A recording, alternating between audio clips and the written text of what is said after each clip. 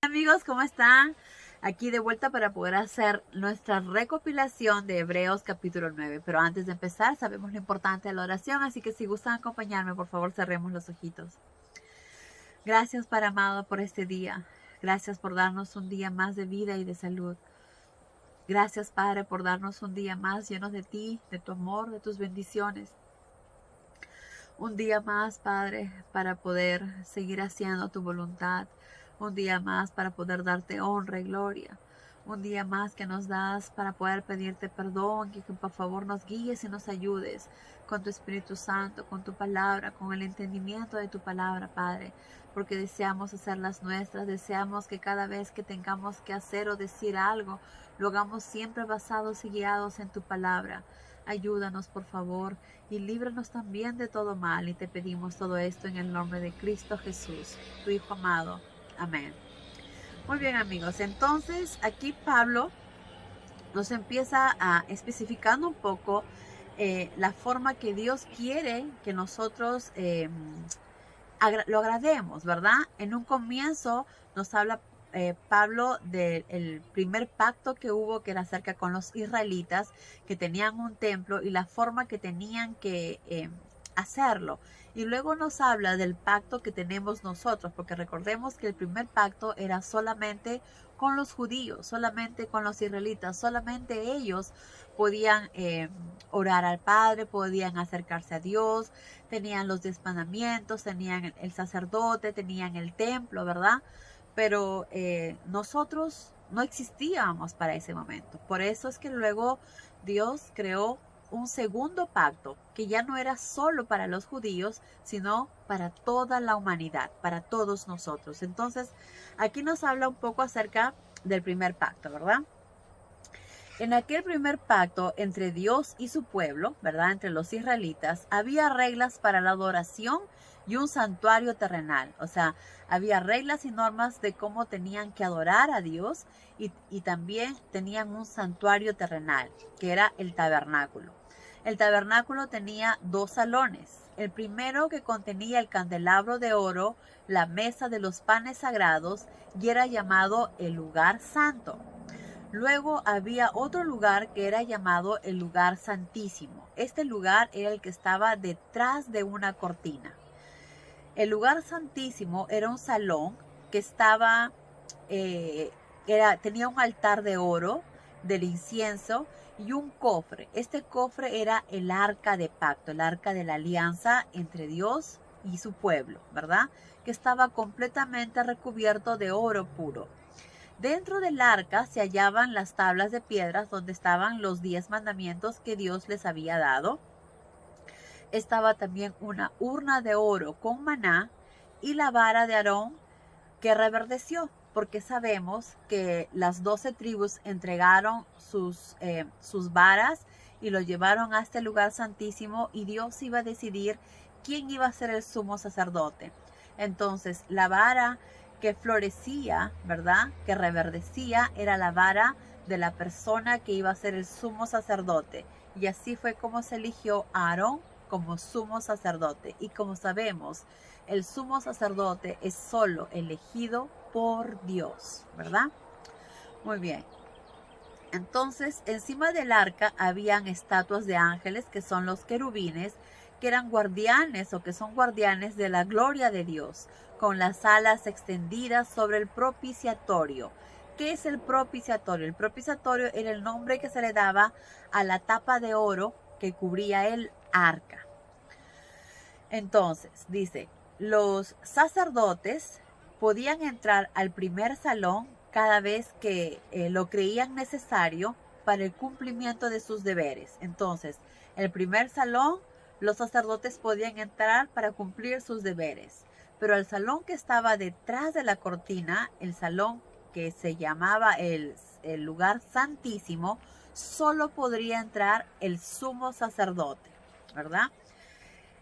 Pero el sumo sacerdote entraba en el salón de adentro, el del lugar santísimo, y lo hacía solo una vez al año. Al entrar llevaba sangre y la rociaba sobre el propiciatorio como ofrenda a Dios por sus propios pecados y por los pecados del pueblo. Con esto el Espíritu Santo indica que la gente común no podía entrar al tabernáculo, ¿verdad? Y mucho menos a estos salones. Esto nos da una gran lección. Dice, bajo el sistema antiguo se hacían ofrendas y sacrificios, ¿verdad? Tenían que ofrendar animales y sacrificar para justificar sus pecados. Pero estos no lograban limpiar el corazón de los que lo ofrecían. ¿Por qué? Porque muchos no lo hacían de corazón. Simplemente hacían un pecado. Ya voy a tener que matar un animal y sacrificarlo por mi pecado. Así ahora ya estoy limpia y puedo seguir pecando. Llevaban otro animal y sentían que eran justificados y con eso seguían pecando. Entonces no había un arrepentimiento verdadero de corazón, ¿verdad? Entonces Pablo nos dice, estos sacrificios no ayudaban a limpiar el corazón, ya que el viejo sistema consistía solo en ciertos formalismos rituales que había que observar hasta que Cristo llegara con nuevos y mejores medios, porque vemos que de esa manera la gente realmente no se arrepentía de verdad. Entonces Cristo, y eso tenían ellos que seguir observando y tenían que seguir aplicándolo, ¿verdad? Las leyes, las normas y lo que Dios había dado hasta que Cristo llegara con nuevos y mejores medios. Y así fue. Pero Cristo ya vino, ¿verdad? Cristo ya vino, ya estuvo aquí. Entonces, Cristo ya vino y vino como sumo sacerdote de este mejor sistema que ahora tenemos. Un día entró al tabernáculo celestial, no al tabernáculo terrenal hecho por los hombres, sino entró al tabernáculo celestial. Y una vez por todas llevó sangre, una sola vez para limpiar a todos nosotros de los pecados. Ahora nosotros, gracias a Jesús, ya estamos limpios y ya no necesitamos matar más animales. También nos dice, si bajo el antiguo sistema la sangre de los toros, de los animalitos, de los chivos y las cenizas de la becerra podían limpiar de pecado el cuerpo humano, nos limpiaban, nos purificaban porque era agradable hacia el Padre, porque para el Padre los animales son muy valiosos. Entonces, con cuánta más eficacia la sangre de Cristo transformará nuestras vidas y nuestros corazones, ¿verdad? Qué maravilloso. Entonces, el sacrificio de Jesús nos libra de la preocupación de tener que obedecer las viejas leyes y nos impulsa a desear servir al Dios vivo, al Dios que está en el cielo, presente en todo y en todos lados.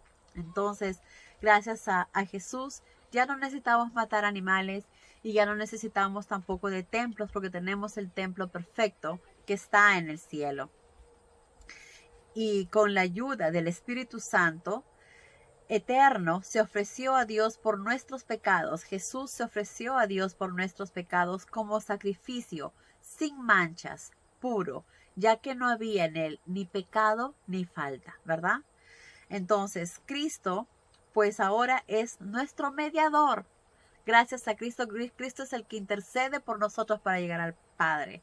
Gracias a Cristo es que podemos llegar al Padre porque Cristo nos limpia del pecado, nos purifica del pecado y podemos llegar al Padre. Entonces, gracias a que Cristo es ahora nuestro mediador del nuevo pacto. Y este nuevo pacto ya no es solamente con los israelitas, ya no es solo con el pueblo de Dios, sino es el pacto, el nuevo pacto con todo el mundo, con todas las personas, con toda la humanidad.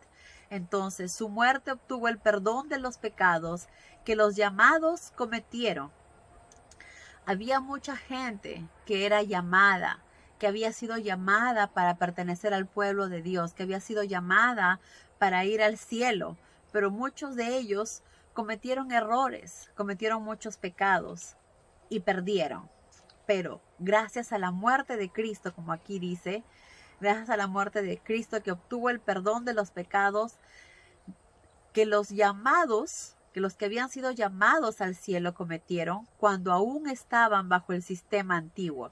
Entonces, Muchos que estaban bajo el sistema antiguo, que cometieron errores, que hicieron cosas que no agradaban al Dios, tienen ahora también la oportunidad de reconocer a Cristo y de poder ser salvos.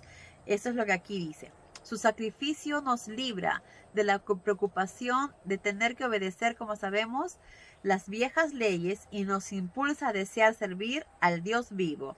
Ahora, Cristo, que es el mediador nuevo de este nuevo pacto, su muerte obtuvo el perdón de los pecados que los llamados cometieron cuando aún estaban bajo el sistema antiguo y les permite recibir la promesa de la herencia eterna. Entonces ellos también van a tener la oportunidad de poder recibir la promesa que Dios dijo a través de la herencia eterna, ¿verdad? Van a poder obtener esa promesa que es también poder ir al cielo, poder tener una vida eterna. Entonces ellos que estuvieron bajo esta ley, que cometieron muchos pecados, van a tener también la oportunidad de resarcir esto.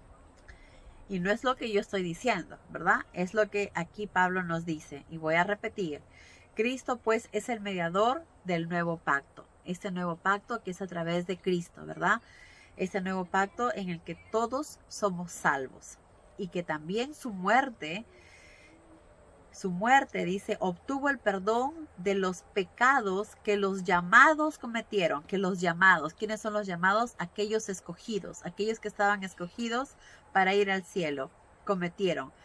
Tuvo el perdón de los pecados que los llamados cometieron cuando aún estaban bajo el sistema antiguo y les permite recibir la promesa de la herencia eterna, que es vivir para siempre.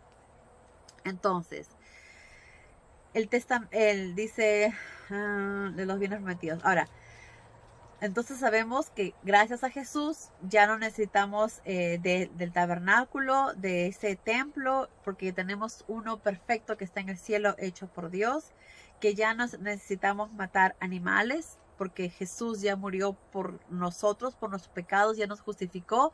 Así que el matar a un animal no nos va a justificar ni limpiar más de pecados, porque Jesús ya lo hizo. Y también acá nos especifica Pablo. Se puede decir que bajo el antiguo pacto casi todo se purificaba con sangre y sin derramamiento de sangre no había perdón de los pecados, ¿verdad? Pero entonces, por eso es que Moisés purificó el tabernáculo terrenal y los utensilios que en él había, rociándolos con sangre de animales. Pero las cosas celestiales mismas, de las cuales las terrenales son copia, fueron purificadas con ofrendas mucho más preciosas. Cristo en el cielo, Cristo entró al cielo a presentarse a sí mismo ante Dios a favor nuestro. No lo hizo en el tabernáculo terrenal, porque este era una simple copia del verdadero. El verdadero tabernáculo perfecto, donde vamos a adorar al Padre, está en el cielo. Y a diferencia de los sumos sacerdotes terrenales, que todos los años ofrecen sangre de animal en el lugar santísimo, Cristo se ofreció solo una vez. Entonces, Cristo se ofreció solo una vez y derramó su sangre, donde santificó y purificó todo, donde nos limpió de todo pecado y nos hizo libres de la esclavitud del pecado, ¿verdad? Y nos limpió y nos purificó y nos santificó ante nuestro Padre. Y también dice, y regresará, dice, Cristo fue ofrecido una sola vez en sacrificio por los pecados de muchos de nosotros, de toda la humanidad. Y regresará, pero no para quitar el pecado, porque ya lo hizo, ya nos libró del pecado, ya nos limpió. Pero esta vez va a venir, sino para traer consigo la salvación a los que ansiosa y pacientemente lo esperan. Esta segunda venida de Jesús será para traernos la salvación que muchos de nosotros esperamos ansiosos. La llegada, ¿verdad? La segunda venida de Jesús para poder ser salvados. Bueno, qué maravilloso, ¿verdad? Bueno amigos, hasta aquí llegó nuestra recopilación. Espero que les haya gustado, que tengan un maravilloso día y recuerden siempre hacer la voluntad del Padre. Orar para que Él sea el quien nos guíe cada vez que vamos a tomar alguna decisión o hacer algo en nuestra vida diaria. Que Dios los bendiga amigos. Adiós.